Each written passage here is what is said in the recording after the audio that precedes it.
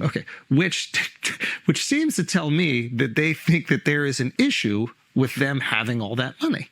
If they truly felt entitled to it, like, it seems to me it's an admission that they agree with you. They're like, it's kind of wrong that we should just keep all this in our family. We should probably not have it. Now, they're not, it's almost like Benjamin Franklin freeing his slaves on his death. In this video, Andrew Schulz sits down with wealthy socialist that owns 3 homes and flies first class, Bernie Sanders. Andrew Schulz and Bernie talk about what else but corrupt billionaires, income inequality, and populism. With that, let's watch Andrew Schulz, in as nice a way possible, tell Bernie Sanders that he's wrong. Many people will talk about the reality that Elon Musk himself owns more wealth than the bottom 52% of American households. Is that a moral issue? Are we comfortable with that? Wow. It's a simple question. And there are some people who say, hey, yeah, that's okay. It's a dog-eat-dog world. Elon's a brilliant guy. He's a hardworking guy. And other billionaires start their own companies. They're really bold and brave. Fine. They deserve it. And if you are trying to get by on $40,000 a year, well, tough crap. How do you think Elon feels about it? I don't know him. I've only talked to him many years ago, so I don't know him personally. But I'll tell you what I do think.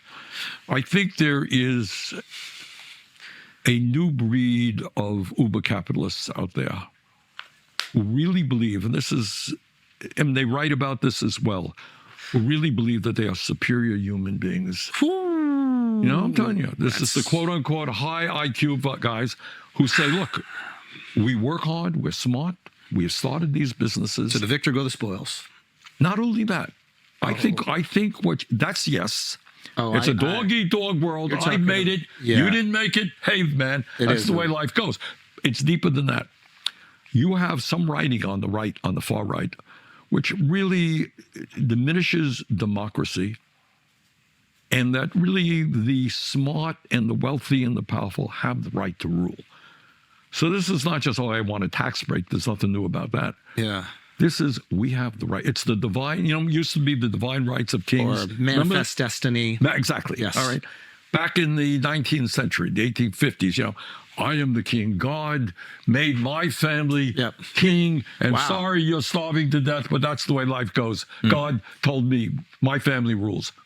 There was some of that mentality. So there's something about this that's quite interesting that I've seen lately. And it's actually not lately. There is a trend with the ultra wealthy, which is upon their death. So Bernie gave that example of Elon Musk and said what? He has more money than the bottom 52% of households combined. And then he said, well, some people say, brilliant, hardworking guy, he deserves it. Doesn't he? I mean, I don't know how to see it any other way. Bernie needs to be put out to pasture because he says it's the right wing that thinks they're superior human beings. Seriously, Bernie, you're describing your party. Working class people left your party and are continuing to leave your party in droves because all that's left in your party is liberal elites that went to Ivy League schools and want to lecture all of us about how we should live our lives. And by the way, are members of a party that accomplishes absolutely nothing, never does anything in the interest of the American people. And this is coming off the heels of Bernie Sanders, Mr. Climate guy, flying private jets all over the country. And then when asked about it by Bret Baier, he said,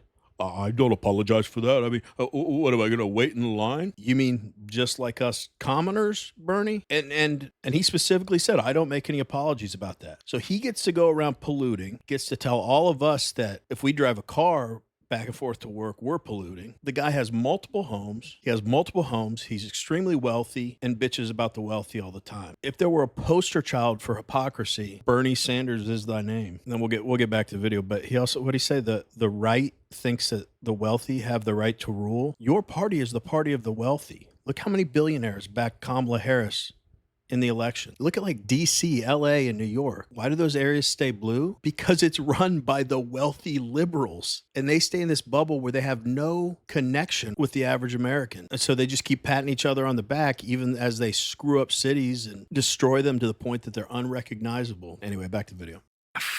A lot of them have decided to give away their money, right? Some of their money. Or some. Okay, some of the most prolific, right?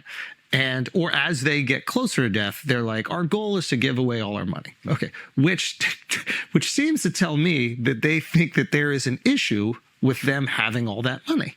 if they truly felt entitled to it, like it seems to me it's an admission that they agree with you. They're like, it's kind of wrong that we should just keep all this in our family. We should probably not have it. Now, they're not, it's almost like Benjamin Franklin freeing his slaves on his death. He's like, you know, what I mean? He's like, this is wrong, but I don't want to leave it until, you know, I might need some shit and my back hurts. But what do I do? So when you see billionaires do that, right, or this elite class that you're talking about, do that, is there a part of you that goes, you're getting it? Why don't you do that maybe 40 years earlier? No. Okay. Look, I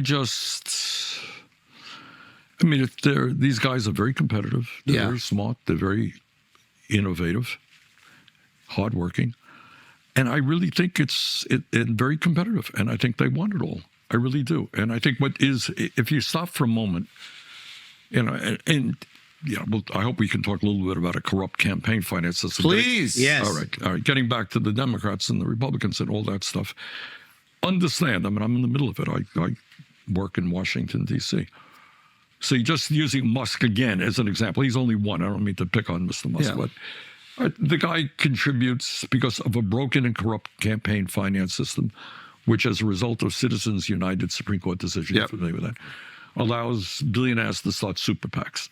Can you really quickly just tell the audience exactly what it is? Because I feel like we hear these words like Citizens United, and a lot of people, like, we just... And super PACs. Yeah, so we just kind of pretend that we know what it is. Okay. But... If you like watching videos like this one, like and subscribe. We'd really appreciate it. Let's get back to the video. We have the First Amendment that says you have freedom of speech. Of course. Okay. So wealthy individuals, in a case called Citizens United, I don't remember all the details, basically said, look, we had at that point, Citizens United, I think is 15, 20 years, that decision from the Supreme Court decision. So people go into the court and say, look, I have a First Amendment right to tell the people of America how I feel about an issue or a candidate. Absolutely. I don't like Andrew, and I want to spend $20 million on television ads telling people what a jerk he is, okay? Making me feel like Jamal Bowman. All right, that's another story. All right. And the Supreme Court says, no, we have campaign finance.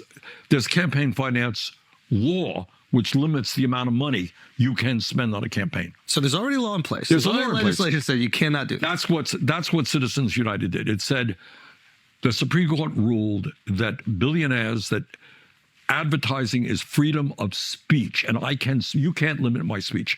So if I want to spend $100 million on TV ads, I have the right to do it. They said, you're right. So the issue is democracy versus billionaires being able to spend unlimited sums of money. Supreme Court went with that. And then the form it took was what's called a super PAC.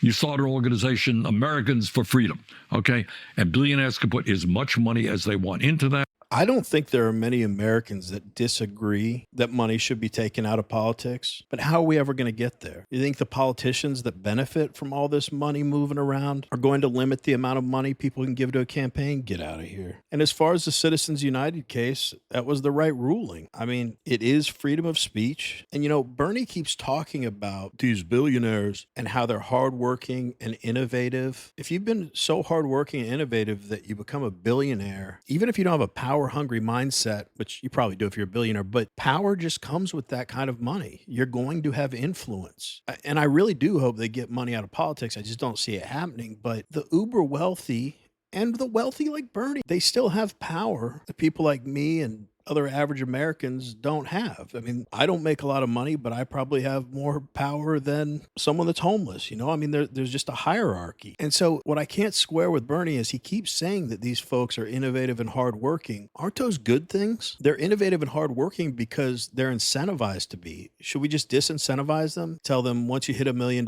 you can't earn anymore? I mean, what do you want to do, Bernie? This guy spent an entire career complaining about this and climate change and all the wrong stuff. I always wonder if people like Bernie, like far left, stupid liberals, or liberals in general, like at some point in their life realize, oh my God, I've been on the wrong side of everything. But I don't think they do. Just like I said before, I think they're in this bubble that keeps telling them they're doing the good job and they're doing the right thing. But I'd be so embarrassed to spend my life fighting for the nonsense that Bernie does. Anyway, let's wrap up the video.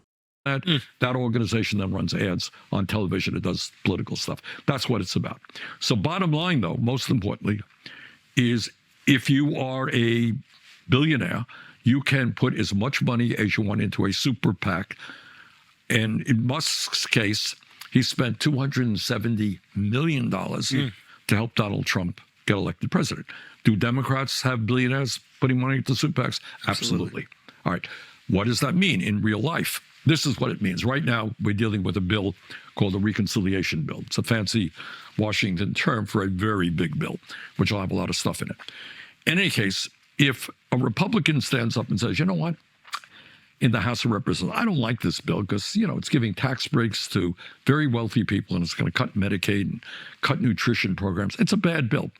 What do you think happens the day after that Republican stands up and says he opposes it? Those super PACs organize and they primary out those You got it. politicians. Exactly. Now, and how if We want to hear from you. What did you guys think about this conversation about super PACs, billionaires, corruption, money in politics? Let us know in the comments. Anyway, as always, really appreciate you watching, and we will see you on the next one.